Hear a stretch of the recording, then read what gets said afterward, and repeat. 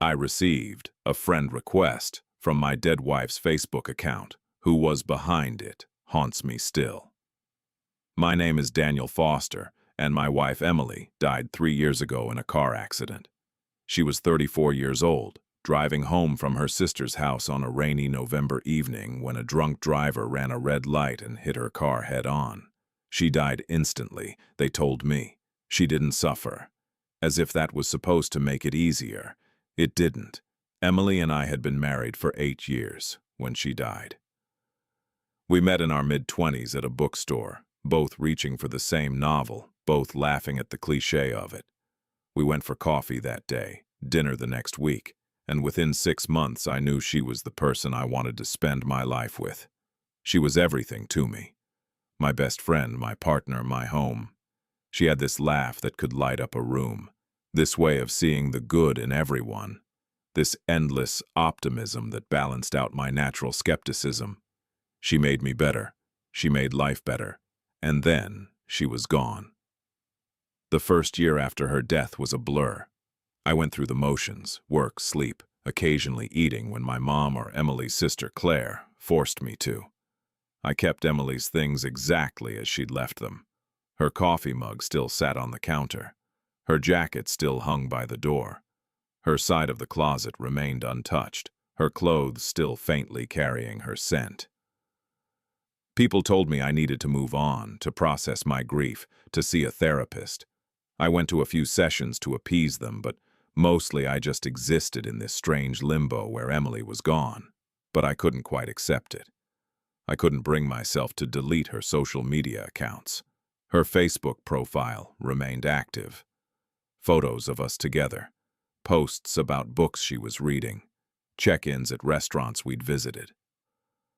Sometimes I'd scroll through her page late at night, reading old posts, looking at pictures, pretending for a moment that she was still here. Her friends would still post on her timeline sometimes. Missing you today. Thinking of you, Em. Can't believe it's been a year. I found those messages comforting in a strange way, proof that I wasn't the only one who couldn't let go. By the second year, I started trying to rebuild some semblance of a life. I moved out of the house we'd shared. Too many memories, too much pain. I found an apartment across town, smaller, impersonal, easier to exist in without constantly being reminded of what I'd lost. I packed away most of Emily's things, though I kept some items. Her favorite sweater, a photo album, the bookmark she'd been using in the last book she read. Claire took some things too, and we donated the rest. It felt like a betrayal, getting rid of her belongings, but my therapist said it was healthy, a necessary step in healing. I still visited her grave every Sunday. I'd bring flowers, sit on the grass next to her headstone, and talk to her. I'd tell her about my week, about the things I'd seen or read, about how much I missed her. Sometimes I'd cry. Sometimes I'd just sit in silence. 3 years, 2 months, and 17 days after Emily died, something happened that shattered my carefully constructed grief routine. It was a Tuesday evening. I was home from work, eating leftover Chinese food and mindlessly scrolling through my phone. I opened Facebook, something I rarely did anymore except to look at Emily's profile, and saw a notification. Emily Foster has sent you a friend request. I stared at the screen, my heart stopping. That couldn't be right. Emily's profile was still active, yes, but she couldn't send friend requests. She was dead. I clicked on the notification with shaking hands. There it was, a friend request from an account with Emily's name, Emily's profile picture, but it wasn't her main account. This was a different profile, one I'd never seen before. The profile picture was a photo of Emily I recognized. Taken on our honeymoon in Greece, her hair blowing in the wind, the ocean behind her, that radiant smile I'd fallen in love with. But I'd taken that photo. It was on my phone, in our shared photo albums. How was it on this account? I clicked on the profile. Emily Foster. No other information. No mutual friends, no posts, no photos except the profile picture. Just a blank account with my dead wife's name and face. My hands were shaking so badly I almost dropped my phone. This had to be a mistake. Someone playing a sick joke. A glitch in Facebook's system. Something. Anything except what it appeared to be. I declined the friend request and immediately called Claire, Emily's sister. "Did you create a memorial page for Emily?" I asked as soon as she answered. "A second Facebook account or something?" "What? No," Claire said, confused. "Why would I do that? Her regular profile is still up." "I just got a friend request," I said, my voice shaking, "from an account with Emily's name and picture. But it's not her main account. It's a different one." There was a long silence. Then, That's really weird, Daniel. Maybe someone hacked her account or created a fake profile." "But why would they send me a friend request?" I asked. "Who would do that?" "I don't know," Claire said, and I could hear the concern in her voice. "Maybe you should report it to Facebook. That's creepy as hell." I reported the account as impersonating a deceased person and tried to put it out of my mind. But I couldn't sleep that night. I kept seeing that notification. "Emily Foster has sent you a friend request," as if she was reaching out from beyond the grave, trying to contact me. The next morning I checked Facebook again. The account was still there, still active. My report hadn't done anything yet. I looked at the profile again, searching for any clue about who might have created it. That's when I noticed something I'd missed before. The account had been created 3 weeks ago, recently. Why would someone create a fake account of Emily now, 3 years after her death? I took screenshots of everything, the profile, the friend request, the creation date, and considered going to the police. But what would I tell them? Someone created a Facebook account with my dead wife's name. That wasn't illegal. Disturbing, yes, but not criminal. Instead, I did something I probably shouldn't have done.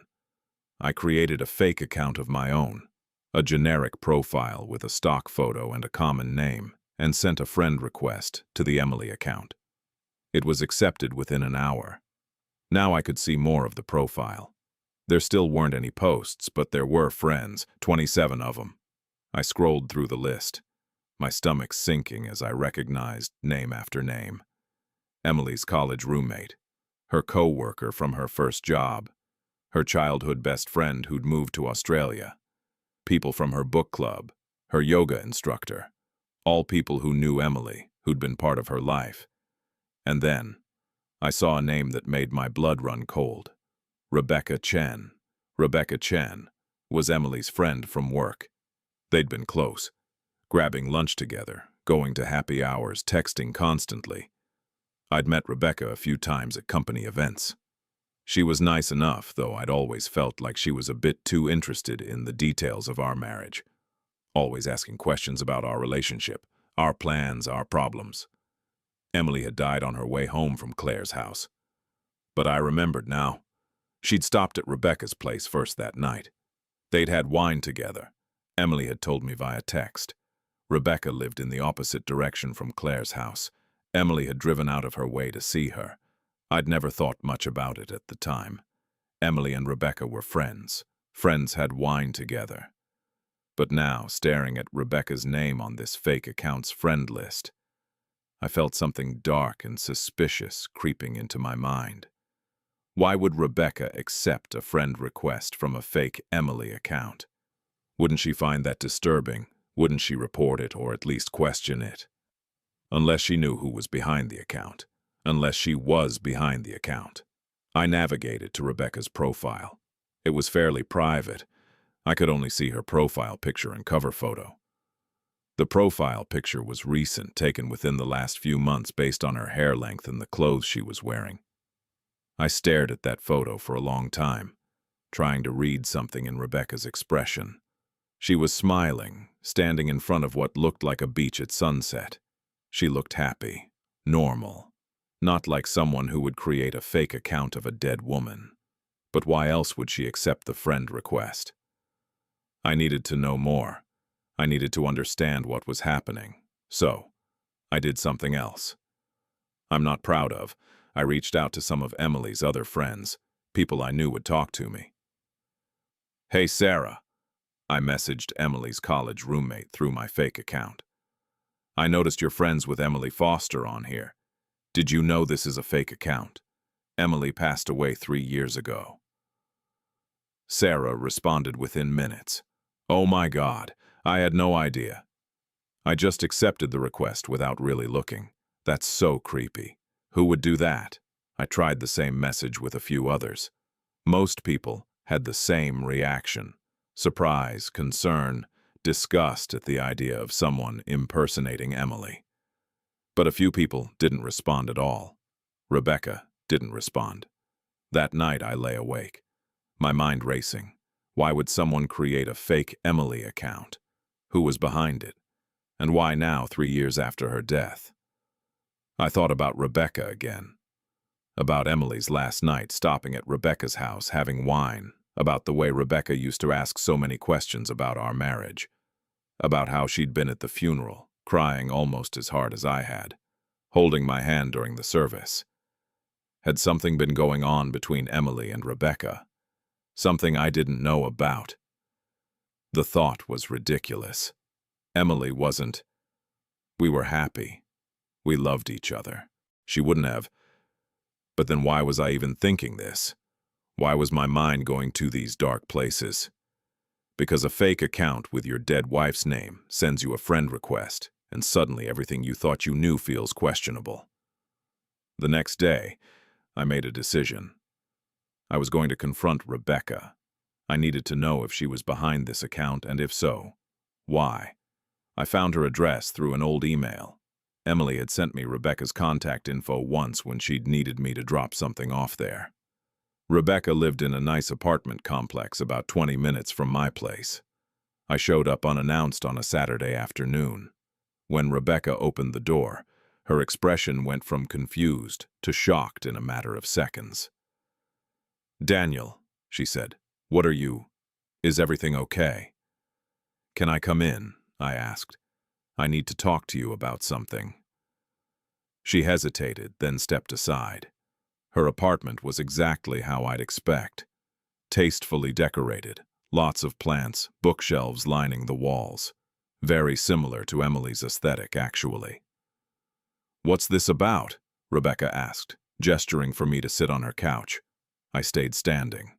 "Did you create a Facebook account pretending to be Emily?" Rebecca's face went pale. "What? No. Why would you?" "Someone created a fake Emily account 3 weeks ago," I said, pulling out my phone to show her the screenshots. "It sent me a friend request, and you're one of the 27 friends on this account. So either you created it, or you know who did." Rebecca sat down heavily on the couch, staring at the phone screen. "I didn't create it," she said quietly. "But I know who did." My heart was pounding. "Who?" "Daniel, sit down," Rebecca said. "Please, this is complicated." I sat. Rebecca took a deep breath. "Emily created that account." The room started spinning. "That's impossible. Emily's dead." "She created it before she died," Rebecca clarified. "About a week before the accident. She made me promise not to tell you, made me promise to keep it secret. But she gave me access to it, asked me to do something with it after she was gone." I couldn't process what I was hearing. "Why would Emily create a fake account? That doesn't make sense." "Because she was planning to leave you," Rebecca said quietly, "and she wanted a way to stay connected to her friends without you being able to monitor her. She was going to disappear, Daniel, start over somewhere new." The words hit me like a physical blow. "You're lying." "I'm not," Rebecca said, and there were tears in her eyes now. "I'm so sorry, Daniel. I never wanted you to find out like this. I never wanted you to find out at all." "Emily wouldn't." I couldn't finish the sentence, couldn't even form the thought. Rebecca stood up and went to a bookshelf, pulling down a small box. She handed it to me. "She gave me this before she died, made me promise to keep it safe, to never give it to you unless you specifically asked about the account.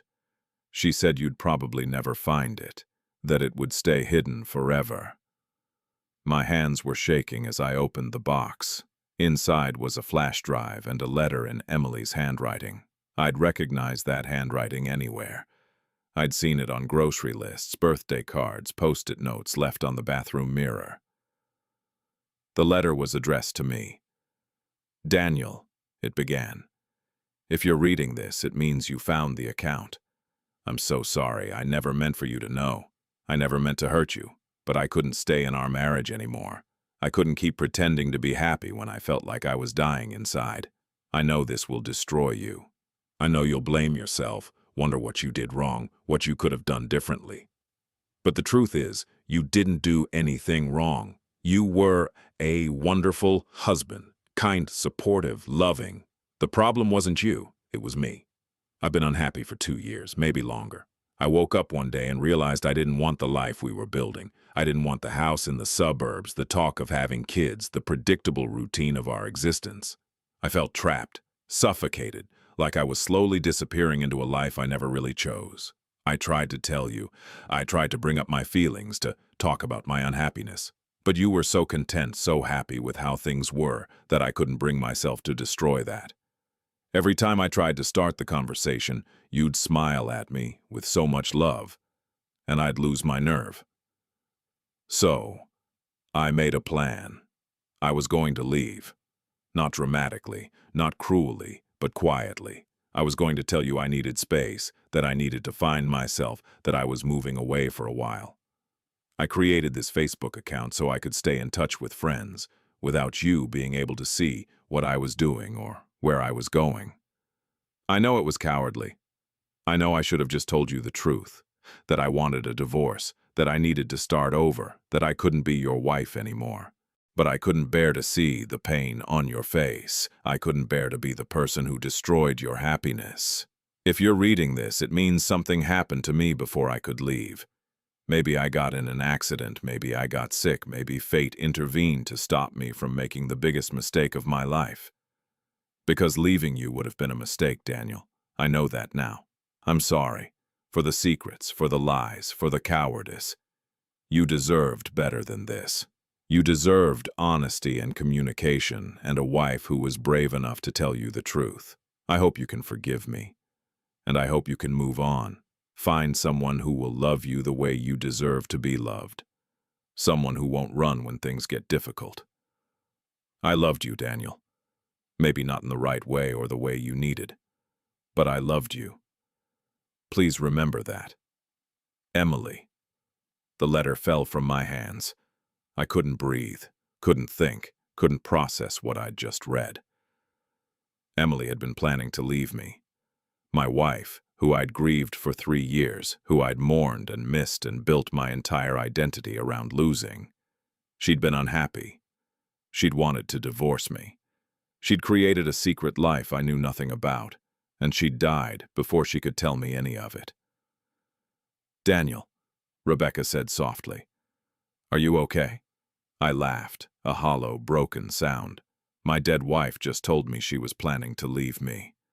No, Rebecca, I'm not okay. She changed her mind, Rebecca said quickly. That night, the night of the accident, she called me before she left my place. She said she'd made a mistake, that she'd been talking to Claire about everything, and Claire had helped her see that she was running from happiness, not toward it. She said she was going to delete the account, forget the whole plan, and commit to making your marriage work. I looked up at Rebecca. She said that? Yes, Rebecca said. She was crying, saying she'd been so stupid that she almost threw away the best thing in her life. She said she was going to go home and tell you everything, ask you to forgive her, start over with complete honesty. But she never made it home, I whispered. No, Rebecca said, her own tears flowing freely now. She never made it home. We sat in silence for a long time. Finally, Rebecca spoke again.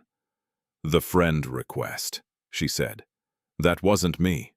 I swear. I have access to the account, but I've never logged in except once, right after Emily died, to make sure it was still there. that the letter was still saved. I would never send you a friend request from it. Then who did? I asked. Rebecca pulled out her laptop and logged into the account. We looked at the activity log together. Someone had logged in 3 weeks ago from an IP address neither of us recognized. They'd updated the profile picture, sent friend requests to 27 people, including me, and then logged out.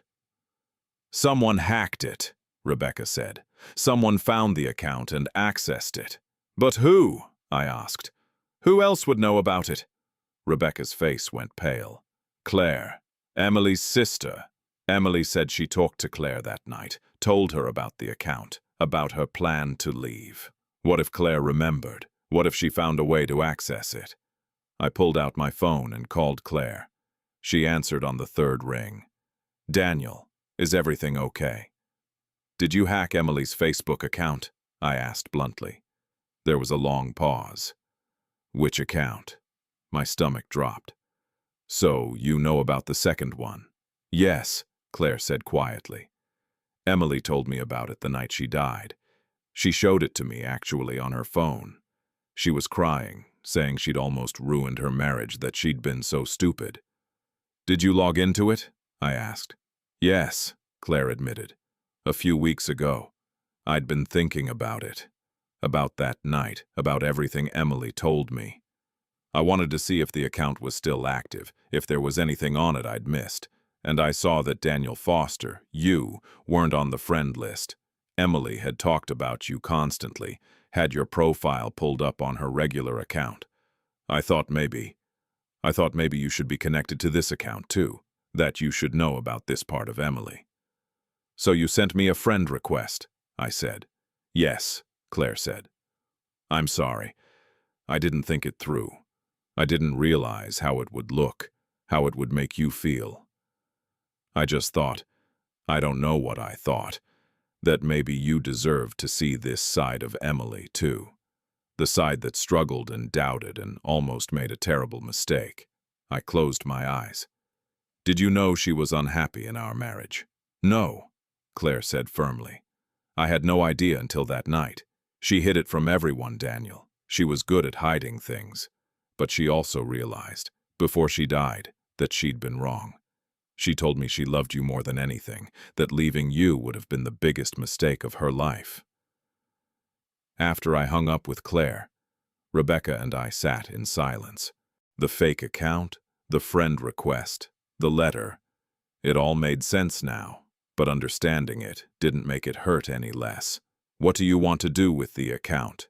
Rebecca asked. I can delete it if you want, or keep it private. Whatever you need. I thought about it for a long time. Then I pulled out my phone and, using my real account, accepted the friend request from Emily's fake profile. I want to keep it, I said, not as a shrine or a memorial, but as a reminder that Emily was human, that she struggled and doubted and made mistakes just like everyone else, that our marriage wasn't perfect even though I'd remembered it that way. Rebecca nodded.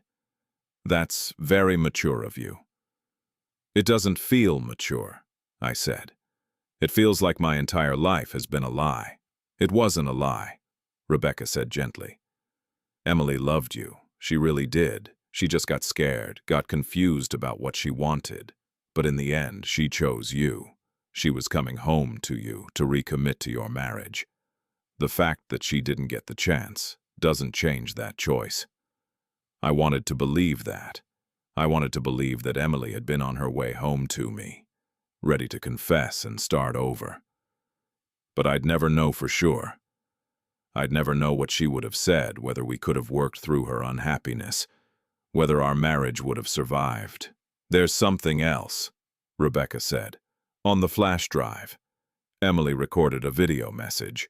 She said it was for her friends to explain why she was leaving, why she needed to start over. But after she changed her mind, she told me to keep it safe, that it was evidence of a momentary madness she wanted to forget. Have you watched it? I asked. No, Rebecca said. I promised Emily I wouldn't unless she told me to. But maybe you should. Maybe you need to hear her say it herself. I took the flash drive home with me that night. I didn't watch the video immediately. I sat with it for hours, turning the small device over in my hands, terrified of what I might hear. Finally, around midnight, I plugged it into my laptop. Emily's face appeared on the screen, and for a moment I couldn't breathe. It had been 3 years since I'd seen her move, heard her voice. The photos and memories had become static, frozen in time. But here she was, alive and moving and speaking. "Hi, everyone," she said, and her voice was exactly as I remembered it. "If you're watching this, it means I've left. By the time you see this, I'll be gone. New city, new life, new me. I know you're probably confused, maybe angry at me. I'm sorry. I'm sorry for leaving without warning, for cutting ties so suddenly. But I needed to do this. I needed to find out who I am outside of being Daniel's wife, outside of the life I'd built that was slowly suffocating me. I love Daniel. I want to be clear about that. He's one of the best men I've ever known. Kind, supportive, steady, reliable. But somewhere along the way I realized that steady and reliable felt like boring and predictable. I woke up one day and realized I couldn't see the next 40 years of my life, all looking exactly the same. Same house, same routine, same conversations. I tried to fall back in love with him. I really did. I tried to find the excitement we had at the beginning, the spark that made me say yes when he proposed. But it wasn't there anymore, and I couldn't keep pretending it was. So I'm leaving. Not to be cruel, not to hurt him, but to save myself. Because I was disappearing day by day, becoming smaller and smaller until there'd be nothing left of me but Daniel's wife. And I need to be more than that. I don't know where I'll go or what I'll do. Maybe I'll travel. Maybe I'll move to a new city and start completely over. Maybe I'll come back someday, or maybe I'll never return. But I need to find out who Emily Foster is when she's not trying to be the perfect wife. I hope you can understand. I hope you can forgive me. And I hope Daniel finds someone who can love him the way he deserves, wholeheartedly, without doubt, without this restlessness that I can't seem to shake. I'm sorry to all of you, but especially to Daniel. You deserved better than this. Goodbye. The video ended. Emily's face froze on the screen, mid-smile, then disappeared as the file closed. I sat in the dark of my apartment, tears streaming down my face. Not tears of grief this time, but tears of anger and confusion and a strange sense of relief. Because finally, after 3 years, I knew the truth. Emily hadn't been happy. Our marriage hadn't been perfect. She'd been planning to leave, to start over, to find herself outside of our relationship. And I'd had no idea. How had I missed it? How had I been so content, so happy, while my wife was slowly falling apart? What kind of husband was I that I couldn't see my own wife's unhappiness? But then I remembered what Rebecca had said. Emily had changed her mind. She'd realized she was making a mistake. She'd been coming home to me. Maybe that was what I needed to hold on to. Not the Emily who'd been unhappy and planning to leave, but the Emily who'd chosen to stay, who'd chosen me, who'd died before she could tell me she wanted to try again. Over the next few weeks, I found myself logging into the fake Facebook account regularly. Not to post or message anyone, but just to look at it. To see Emily's profile picture, to read the names of her friends, to acknowledge this secret part of her life that I'd never known existed. I also started seeing my therapist again. We talked about the letter, the video, the revelation that Emily had been unhappy. We talked about my tendency to idealize her after death, to remember only the good parts and forget that she'd been a complex, flawed human being. "How does it feel?" my therapist asked during one session, knowing that Emily wanted to leave. "Like everything I thought I knew was a lie," I said. "But also kind of freeing, like I've been grieving a fantasy version of Emily, the perfect wife who loved me unconditionally. Now I can grieve the real Emily. Complicated, unhappy, human." "That's very insightful," my therapist said. "Grief is easier when we can see the whole person, not just the parts we want to remember." I reached out to Claire and Rebecca, separately, to thank them for telling me the truth, even though it was painful. Claire cried on the phone, apologizing again for sending the friend request that had started this whole revelation. "I'm not sorry I found out," I told her. "I needed to know. I needed to stop putting Emily on a pedestal and start seeing her as a real person." "She would have been glad to hear that," Claire said. "She always hated being idealized." 6 months after finding out about the fake account and Emily's plan to leave, I did something I never thought I'd do. I started dating again. Her name was Anna, and we met at a grief support group. She'd lost her husband 2 years earlier to cancer. We understood each other's pain, but we also understood that moving forward didn't mean forgetting or betraying the people we'd lost. "Tell me about Emily," Anna said on our 3rd date. And for the first time, I told the whole truth. Not just that she died tragically young, that we were happy, that I missed her, but that our marriage had struggled toward the end, that she'd been planning to leave, that I'd been oblivious to her unhappiness, that she'd changed her mind but died before she could tell me, that I'd spent 3 years grieving a version of our relationship that wasn't completely real. "That must have been devastating to learn," Anna said. "It was," I admitted, "but it also helped me move forward, because I'd been stuck in this idea that I'd had perfect love and lost it, that nothing would ever compare to what Emily and I had. But the truth is, what we had was good, but not perfect, and realizing that opened up the possibility that I could find love again. Different love, maybe better love." Anna smiled. "I think Emily would be glad to hear that." "I think so too," I said. Anna reached across the table and took my hand. "Thank you for telling me, for being honest about the complicated stuff. A lot of people only want to share the sanitized version of their past." "I spent 3 years living in a sanitized version," I said. "I don't want to do that anymore." Our relationship grew slowly, carefully. Neither of us was in a rush. We'd both learned that love is fragile, that life is unpredictable, that holding on too tightly can sometimes mean losing everything. Anna met Claire and Rebecca. They were cautious at first, protective of Emily's memory, worried that I was replacing her. But gradually, they came to see what I saw. That Anna wasn't a replacement. She was a new chapter, a different story entirely. "Emily would like her," Claire said one day, after we'd all had lunch together. "She's got that same kindness Emily had. But she's more grounded, you know, more present." It was true.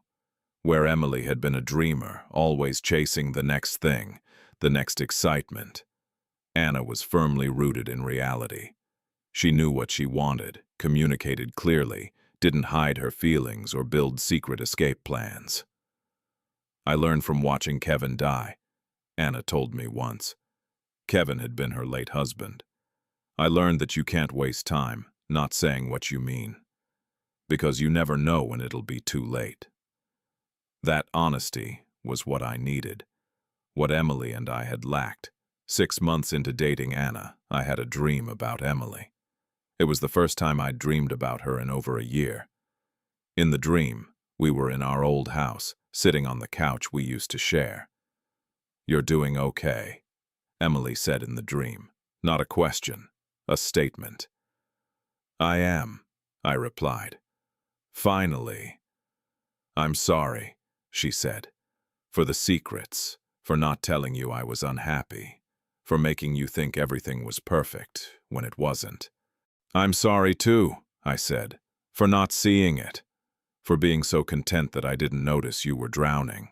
"We were both at fault," Emily said, "but we loved each other. That was real, even if everything else was complicated." "It was real," I agreed. "Anna's good for you," Emily said, smiling. "She's what you need, someone who won't run when things get hard." "I miss you," I said.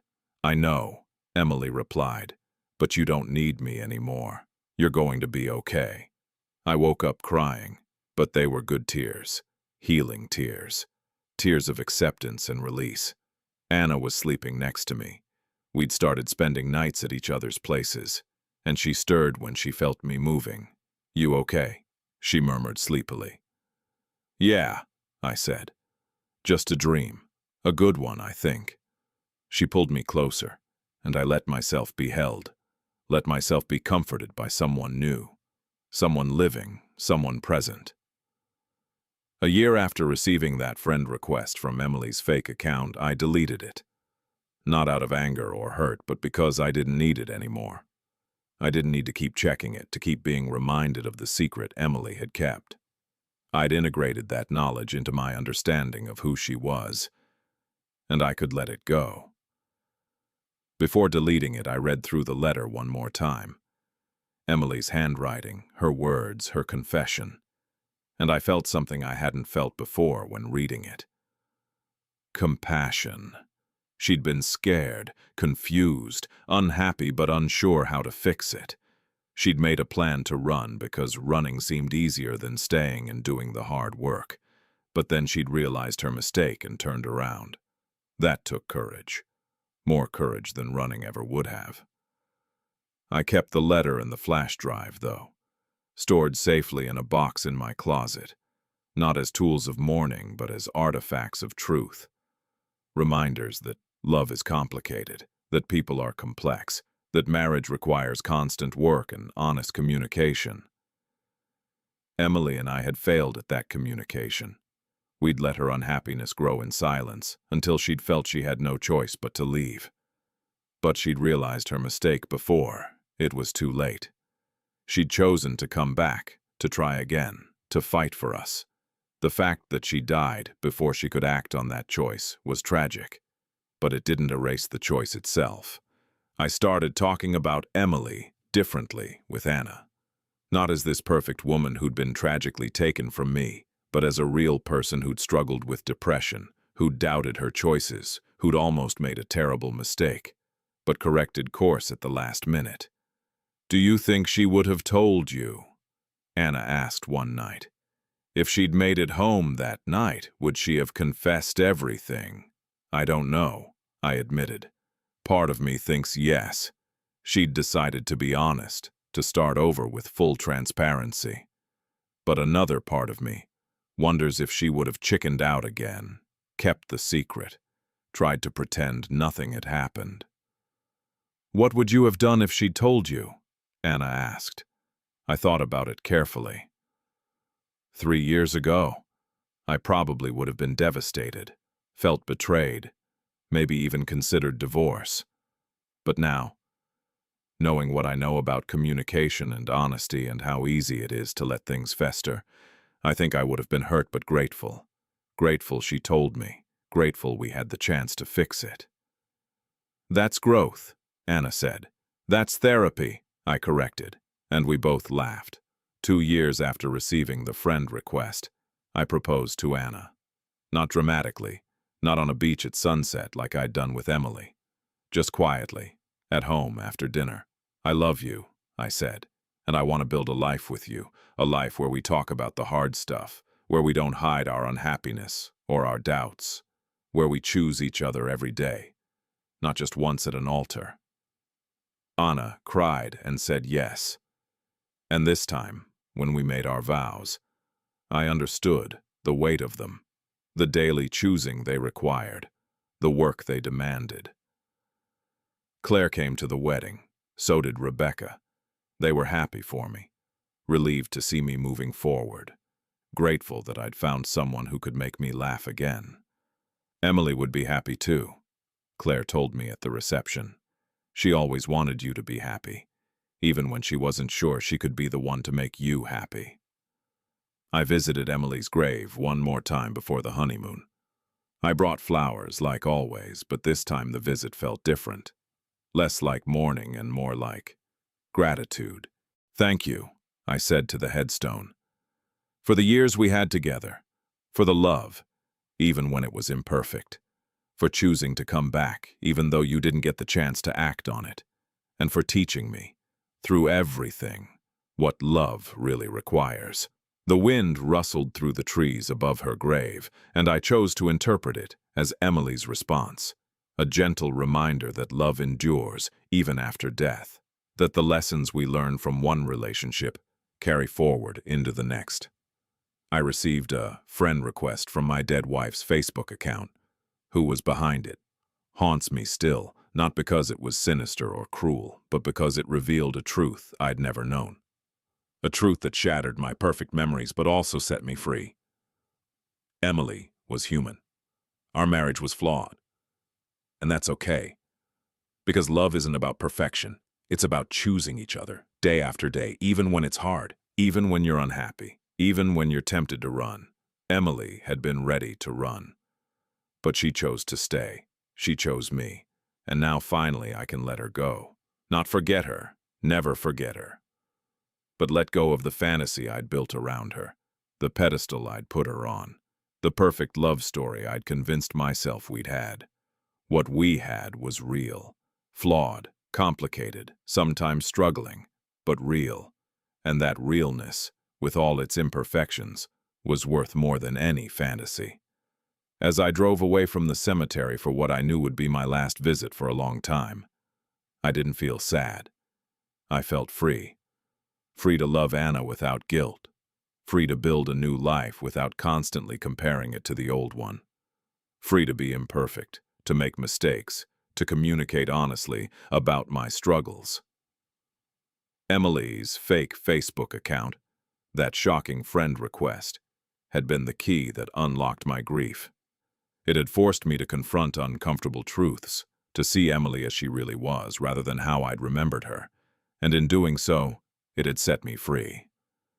Some ghosts haunt us because they're malevolent, but some haunt us because we won't let them go. Emily's ghost had haunted me for 3 years because I'd refused to see her clearly, refused to accept that our love had been anything less than perfect. The friend request had changed that. It had shown me the cracks in our foundation, the secrets we'd kept, the communication we'd lacked. And while learning those truths had been painful, it had also been necessary. Because now I could move forward, not haunted by the past, but informed by it, not trapped in perfect memories, but freed by complicated truths. I received a friend request from my dead wife's Facebook account. It shattered everything I thought I knew. And in the ruins of those beliefs, I found something better. The truth. Complicated, painful, but ultimately liberating truth. And with that truth, I could finally, truly, let Emily rest in peace.